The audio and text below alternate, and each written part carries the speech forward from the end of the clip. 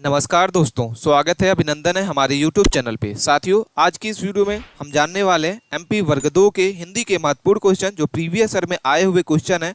हम इस वीडियो के माध्यम से डिस्कस करेंगे कि कौन कौन से महत्वपूर्ण क्वेश्चन हैं जो आज इस एग्जाम्स में पूछे जा सकते हैं। तो आज की इस वीडियो में हम जानने वाले हैं साथियों सेकेंड शिफ्ट 2019 के साथियों क्वेश्चन जो पूछे गए थे, इस वीडियो के माध्यम से डिस्कस करेंगे।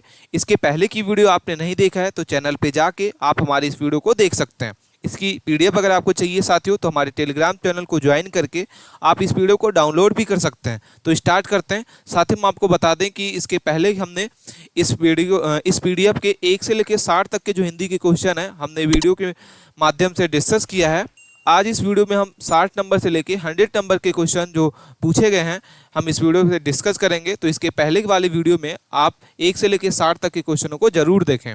इसके बाद आज की इस वीडियो में 60 नंबर से क्वेश्चन को देखते हैं। तो स्टार्ट करते हैं साथियों, देखते हैं कि 60 नंबर क्वेश्चन कौन सा है। साथियों, हम 60 नंबर क्वेश्चन की ओर देखते हैं और इसके 60 नंबर क्वेश्चन तक हमने इस पिछले वीडियो में कवर कर लिया था कि राहों के अन्वेषी निम्न में से किस कवियों को कहा जाता है। इसमें महत्वपूर्ण को जो क्वेश्चन है हम उसी क्वेश्चन को इस वीडियो में माध्यम से डिस्कस करेंगे साथियों। तो आप वीडियो के बिना स्किप किए लास्ट तक जरूर देखें। पहला लिखा हुआ है कि अष्टछाप कवियों को, तार सख्त के कवियों को, भारतेंदु मंडल और निर्गुण कवियों को। तो साथियों जो सही उत्तर होगा राहों के अन्वेषी किस कवि को कहा जाता है, तो इसका सही उत्तर होगा तार सप्तक कवियों को कहा जाता है। साथियों अगले सवाल पे चलते हैं। 61 नंबर क्वेश्चन हमारे सामने दिख रहा है। भाषा शब्द किस धातु से बना हुआ है? ठीक है, महत्वपूर्ण क्वेश्चन है कि भाषा शब्द जो है वो किस धातु से बना है। अगर आपको इसका आंसर लगता है सही तो आप हमें कमेंट करके जरूर बताइए कि इसका सही उत्तर ये होगा। और इसकी पीडीएफ अगर आपको चाहिए तो टेलीग्राम चैनल को ज्वाइन करके वहां से आप इस वीडियो को डाउनलोड भी कर सकते हैं साथियों। पहला लिखा हुआ है भस, भास, दस और अस। ठीक है, तो भाषा शब्द किस धातु से बना हुआ है? तो भास शब्द से बना हुआ है साथियों। क्वेश्चन नंबर इसका सही उत्तर हो जाएगा 61 नंबर का। सेकंड नंबर इसका सही उत्तर होगा भास। अगले सवाल की ओर देखते हैं। 62 नंबर क्वेश्चन है कि गुनाहों का देवता, ठीक है, गुनाहों का देवता जो है वो किसके द्वारा लिखित उपन्यास है? ठीक है, फाणीश्वर नाथ रेणु, भीष्म साहनी, डॉक्टर नारेंद्र, धर्मवीर भारतीय। तो गुनाहों का देवता जो है किसके द्वारा लिखित उपन्यास है साथियों? तो धर्मवीर भारती इसका सही उत्तर हो जाएगा। धर्मवीर भारती द्वारा लिखित उपन्यास है। अगले क्वेश्चन की ओर देखते हैं। नेक्स्ट क्वेश्चन हमारे सामने, कनक कनक के 100 गुनी मारकर अभिकाय। ठीक है, ये हमारे सामने पंक्ति दिख रही है, अलंकार है साथियों। और इस अलंकार को आपको पढ़ना है 1 से 2 बार और इसमें बताना है आपको कि इस दोहे में कौन सा अलंकार है।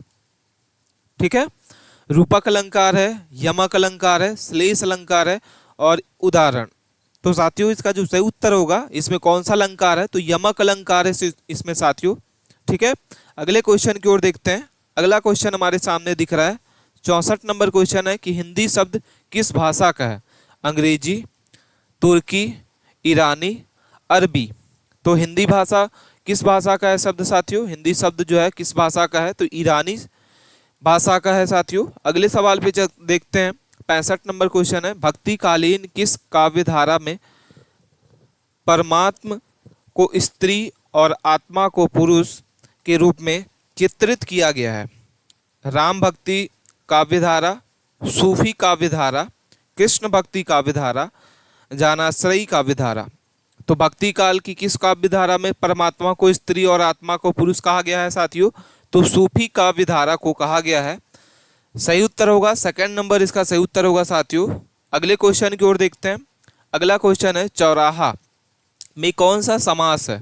ठीक है, तत्पुरुष समास, द्वंद्व समास, बहुब्रीय समास, द्विगु समास। तो चौराहा शब्द में साथियों कौन सा समास है? तो द्विगु समास हो जाएगा साथियों, इसका सही उत्तर हो जाएगा। ठीक है, अगले सवाल पे देखते हैं। महत्वपूर्ण क्वेश्चन है साथियों। आपको वीडियो अच्छी लग रही है तो वीडियो को लाइक कीजिए और अभी तक आपने चैनल को सब्सक्राइब नहीं किया है तो प्लीज़ चैनल को सब्सक्राइब कर लें साथियों। एडमिनिस्ट्रेशन का हिंदी रूपांतरण क्या होगा? कार्यालय, प्रकाशन, प्रशासनीय अधिकारी। तो इसका जो सही उत्तर होगा एडमिनिस्ट्रेशन का जो हिंदी शब्द होगा वो प्रशासन हो जाएगा साथियों। क्वेश्चन नंबर इसका जो 67 का सही उत्तर होगा सेकंड नंबर होगा। अगले सवाल पे देखते हैं। नायक का संधि विच्छेद कौन सा होगा? नायक शब्द का संधि विच्छेद आपको करना है। नय धन अक, नय नयक धन अक, नयक धन अक और निधन अक। तो नायक शब्द का जो संधि विच्छेद होगा नयक धन अक होगा साथियों। क्वेश्चन नंबर आपका इसका जो सही उत्तर होगा आपका हो जाएगा साथियों थर्ड नंबर इसका सही उत्तर। अगले सवाल पे देखते हैं। क्वेश्चन नंबर हमारा 69 है। जिस शब्द में एक क्रिया और एक कर्ता हो उसे कौन सा वाक्य कहते हैं? विधानवाचक वाक्य, विधिवाचक, सरल वाक्य, संयुक्त वाक्य। तो जिस शब्द में एक ही कर्ता और एक ही क्रिया हो साथियों उसे कौन सा वाक्य कहा जाता है? सरल वाक्य कहा जाता है। सिंपल क्वेश्चन है, सरल वाक्य कहा जाता है इसे। अगले सवाल पे देखते हैं। प्रसिद्ध गीत विजयी विश्व तिरंगा प्यारा, झंडा ऊंचा रहे हमारा, इसके रचना के कवि कौन है साथियों? रामधारी सिंह दिनकर हैं क्या, श्यामलाल पार्षद, हरिकृष्ण प्रेमी, सुभद्रा कुमारी चौहान। तो इसकी प्रसिद्ध जो रचना है साथियों किसके द्वारा रचित की गई थी? तो सही उत्तर होगा श्यामलाल पार्षद, इसका सही उत्तर होगा। ठीक है साथियों। अगले सवाल पे देखते हैं। ब्रज भाषा किस क्षेत्र में बोली जाती है? मथुरा, मालवा, भोजपुर, मेवात। ठीक है, तो यहाँ पे मेवाड़ होगा। ब्रज भाषा जो है किस क्षेत्र में बोली जाती है? तो मथुरा में बोली जाती है साथियों, इसका सही उत्तर होगा। ब्रज भाषा जो है वो मथुरा क्षेत्र में बोली जाती है। अगले क्वेश्चन की ओर देखते हैं। भारतीय संविधान की 8वीं अनुसूची में कितनी भाषाओं को मान्यता प्राप्त की गई थी? 22, 20, 24 और 26। तो सही उत्तर होगा 22, इसका सही उत्तर होगा। भारतीय संविधान में 8वीं अनुसूची के अनुसार कितने भाषाओं को मान्यता दी गई थी? 22। अगले सवाल पे देखते हैं। संस्कृत शब्दों से विकसित शब्दों को क्या कहते हैं? देशज, तद्भव, तत्सम, विदेशज। तो संस्कृत शब्दों से विकसित शब्द जो होते हैं उसे तद्भव कहा जाता है साथियों, इसका सही उत्तर होगा सेकंड नंबर इसका सही उत्तर है साथियों, तद्भव कहा जाता है। महत्वपूर्ण क्वेश्चन है। वीडियो अच्छी लग रही है तो वीडियो को लाइक कीजिए और चैनल पे आप पहली बार हैं तो प्लीज़ चैनल को सब्सक्राइब कर लें। अगले क्वेश्चन को देखते हैं। अगला क्वेश्चन है कि एक अच्छे निबंध में कौन सी विशेषता नहीं होती? ठीक है, अपनी बात कहकर दूसरों की बात भी सुनाना चाहिए, निबंध किसी निश्चित उद्देश्य तथा एक विषय को लेकर लिखा जाना चाहिए, निबंध के अंतिम अनुच्छेद में ऊपर कही गई बात को सारांश होना चाहिए, विचारों में परस्पर तमतमता होनी चाहिए, तारतम्यता होनी चाहिए। तो इसका जो सही उत्तर होगा एक अच्छे निबंध में कौन सी विशेषता जो है वो नहीं होनी चाहिए? तो अपनी बात कहकर दूसरों की बात भी सुनना चाहिए, इसका सही उत्तर होगा। अगले क्वेश्चन की ओर देखते हैं। नीचे दिए गए विकल्पों में से कौन सा निबंध का गुण है वो आपको बताना है। लयात्मक, तुकात्मक, संगीतात्मक और विचारों के स्वाधीनता। तो विचारों की स्वाधीनता इसका सही उत्तर होगा।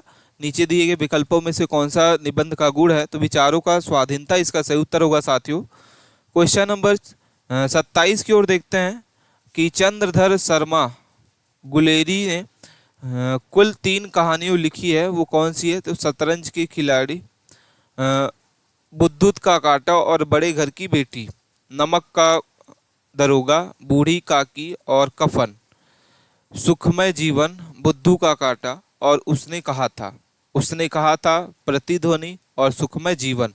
तो चंद्रधर वर्मा गुलेरी की 3 कहानी कौन कौन सी है? तो सुखमय जीवन, बुद्धू का कांटा और उसने कहा था। ये महत्वपूर्ण 3 उसकी क्या है? कहानियां हैं साथियों। क्वेश्चन नंबर आपका हो जाएगा थर्ड इसका सही उत्तर। अगले क्वेश्चन को देखते हैं। राष्ट्रभाषा प्रचार समिति वर्धा के संस्थापक कौन थे? सरदार वल्लभ भाई पटेल, महात्मा गांधी, पंडित जवाहरलाल नेहरू और सी गोपालचारी। तो राष्ट्रभाषा प्रचार समिति वर्धा के जो संस्थापक हैं वो महात्मा गांधी है साथियों। क्वेश्चन नंबर सही उत्तर हो जाएगा। हिंदी कविता में प्रयोगवाद का प्रवर्तन जो है वो किस काव्य संकलन में माना जाता है? तो दूसरा तत्पर, तार सरतक, कुरुक्षेत्र और असाध्य वीणा। तो सही उत्तर होगा तार शतक, इसका सही उत्तर होगा। अगले क्वेश्चन की ओर देखते हैं। हिंदी में सानेट लिखने के लिए कौन से कवि प्रसिद्ध है? केदारनाथ अग्रवाल, सूर्यकांत त्रिपाठी निराला, त्रिलोचन शास्त्री, नागार्जुन। तो सही उत्तर होगा कि हिंदी के सानेट लिखने के लिए कौन से कवि प्रसिद्ध है, तो त्रिलोचन शास्त्री इसका सही उत्तर होगा। ठीक है साथियों, 80 नंबर क्वेश्चन की ओर देखते हैं। क्वेश्चन नंबर 80 है, अनुस्वार वास्तव में नासिक के व्यंजक डैश का प्रतिनिधित्व है। ठीक है, इसमें से बताना है कि कौन सा इसका सही उत्तर होगा। तो ऑप्शन नंबर आपका सेकंड इसका सही उत्तर होगा साथियों। ऑप्शन नंबर ए इसका सही उत्तर होगा, ऑप्शन नंबर। अगले सवाल पे चलते हैं। 6 संयुक्त व्यंजक का निर्माण किन दो वर्णों में संयोज में हुआ है। ठीक है, 4 ऑप्शंस दिख रहे हैं, क्रसदंस, चधंस, क्रदंस और ये। तो जो सही उत्तर होगा क्रधन स इसका करेक्ट आंसर होगा। 6 से संयुक्त व्यंजन का 2 वर्णों का निर्माण हुआ है। अगले सवाल पे देखते हैं, राजा रानी में कौन सा समास है। अन्वयी भाव समास, तत्पुरुष समास, कर्मधारक समास, द्वंद्व समास। तो द्वंद्व समास इसका सही उत्तर होगा। राजा रानी में कौन सा समास है, द्वंद्व समास है साथियों। अगला सवाल हमारे सामने दिख रहा है साथियों कि था लेना मुहावरे का अर्थ क्या होगा।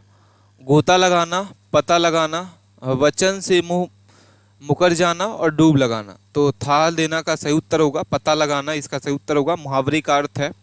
अगले सवाल पे चलते हैं, रीति संप्रदाय के प्रवर्तक हैं वो किसे माना जाता है। रीति संप्रदाय के वामन, उद्भट, अभिनव गुप्त और दांडी। इसका सही उत्तर होगा वामन, इसका सही उत्तर होगा। रीति संप्रदाय के प्रवर्तक कौन है, वामन है।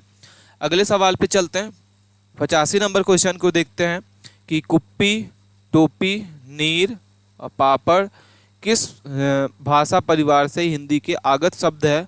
द्रविड़ भाषा परिवार, आय भाषा परिवार, सामी हापी परिवार, चीनी तिब्बती। तो इसका जो सही उत्तर होगा किस भाषा परिवार से हिंदी के आर्तव्य भाषा में लिया गया है, तो द्राविड़ भाषा परिवार से लिया गया है साथियों। अगले सवाल पे चलते हैं, बी भाषा से आशय है। ठीक है, वीडियो आपको अच्छी लग रही है तो वीडियो को लाइक कीजिए। चैनल पे आप पहली बार हैं तो चैनल को प्लीज़ सब्सक्राइब कर लें। वीडियो के अंत तक बने रहें साथियों। विभाषा का आशय राजभाषा, मृत भाषा, एक प्रांत की बोली, एक देश की भाषा। तो इसका जो सही उत्तर होगा विभाषा का आशय जो है एक प्रांत की बोली से है। अगले सवाल पे चलते हैं, उर्वशी किसके द्वारा रचित रचना है। रामधारी सिंह दिनकर, महादेवी वर्मा, सूर्यकांत त्रिपाठी निराला और चौथा नंबर क्वेश्चन है सुमित्रा नंदन पंत। तो उर्वशी किसके द्वारा रचित रचना है साथियों, तो रामधारी सिंह दिनकर द्वारा रचित है। महत्वपूर्ण क्वेश्चन, ए नंबर इसका सही उत्तर होगा। अगले सवाल पे देखते हैं कि मृगनयनी किसके द्वारा रचित है। रामधारी सिंह दिनकर, सोहनलाल द्विवेदी, श्यामलाल पांडे, वृंदावन लाल वर्मा। ठीक है, तो मृगनयनी किसके द्वारा रचित की गई है, तो वृंदावन लाल वर्मा द्वारा रचित की गई है। 4th नंबर इसका सही उत्तर होगा, ऑप्शन नंबर आपका हो जाएगा। अगले सवाल पे चलते हैं, तमस के लेखक कौन है। डॉक्टर नरेंद्र, भीम साहनी, धर्मवीर भारती, चंद्रधर शर्मा। तो इसका जो सही उत्तर होगा साथियों वो भीम साहनी हो जाएगा, इसका सही उत्तर हो जाएगा भीम साहनी।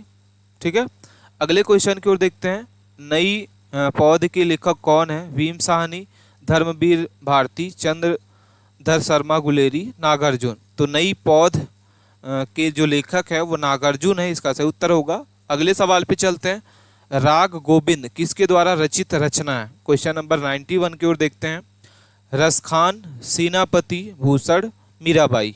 तो राग गोविंद किसके द्वारा रचित की गई रचना है, तो मीराबाई के द्वारा रचित की गई रचना है साथियों, इसका सही उत्तर होगा। 4th नंबर इसका करेक्ट आंसर है। अगले क्वेश्चन की ओर देखते हैं, 92 नंबर क्वेश्चन है, सरल वाक्य किस भेद के अंतर्गत आता है।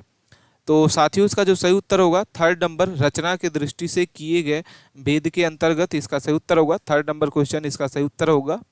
अगले सवाल पे चलते हैं साथियों कि शिवा बावनी के रचनाकार कौन है। ठीक है, तो घनानंद, तरपति नाल, सेनापति, भूषण। तो शिवा बावनी के रचनाकार कौन है, तो भूषण इसका सही उत्तर होगा। अगले सवाल पे चलते हैं, अगला क्वेश्चन हमारे सामने दिख रहा है कि समीकरण का विलोम शब्द क्या होगा। समाधान, निराकरण, विस्मीकरण, आलेख। तो समीकरण का विलोम शब्द क्या हो जाएगा, विस्मीकरण इसका सही उत्तर होगा साथियों। अगले क्वेश्चन की ओर देखते हैं। परीक्षक का शुद्ध रूप जो है निम्न में से कौन सा होगा। ठीक है, तो इसमें से आपको बताना है कि परीक्षण जो है शब्द का सही उत्तर क्या होगा। तो परीक्षक इसका सही उत्तर होगा। अगले सवाल पे देखते हैं।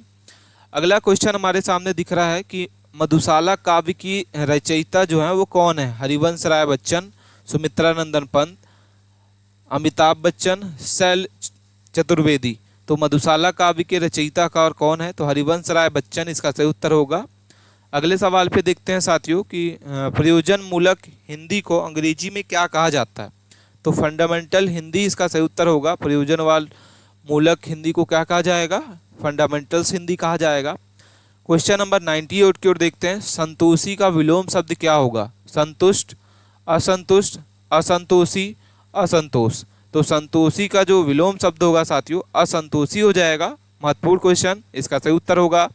अगले क्वेश्चन की ओर देखते हैं। अगला क्वेश्चन हमारे सामने दिख रहा है कि पार्वती मंगल किसके द्वारा रचित ग्रंथ है। सूरदास, मलिक मोहम्मद जैसी, तुलसीदास, घनानंद। तो पार्वती मंगल का जो किसके द्वारा रचित ग्रंथ है तो तुलसीदास द्वारा रचित ग्रंथ है साथियों। इसका सही उत्तर होगा तुलसीदास। क्वेश्चन नंबर हम देखते हैं 100 को, ये और इस वीडियो का लास्ट क्वेश्चन है साथियों। जो छात्र परिश्रम करते हैं उन्हें सफलता अवश्य मिलती है। इस वाक्य का सरल वाक्य आपको बताना है। परिश्रम ही छात्रों को सफलता दिलाएगी। परिश्रमी छात्र अवश्य सफल होंगे क्योंकि परिश्रमी छात्र सफल होंगे क्योंकि छात्र ने परिश्रम किया इसलिए वह सफल हुए। तो इसका जो सरल वाक्य होगा साथियों परिश्रमी छात्र अवश्य सफल होंगे, इसका सही उत्तर होगा। तो ये थे साथियों हमारे महत्वपूर्ण क्वेश्चन जो हमने इस वीडियो के माध्यम से कवर किया। आपको वीडियो कैसी लगी हमें कमेंट करके ज़रूर बताइए। अगर आपने चैनल को सब्सक्राइब नहीं किया तो चैनल को प्लीज़ सब्सक्राइब कर लें साथियों। मिलते हैं हम नेक्स्ट वीडियो में, तब तक के लिए बने रहें। धन्यवाद।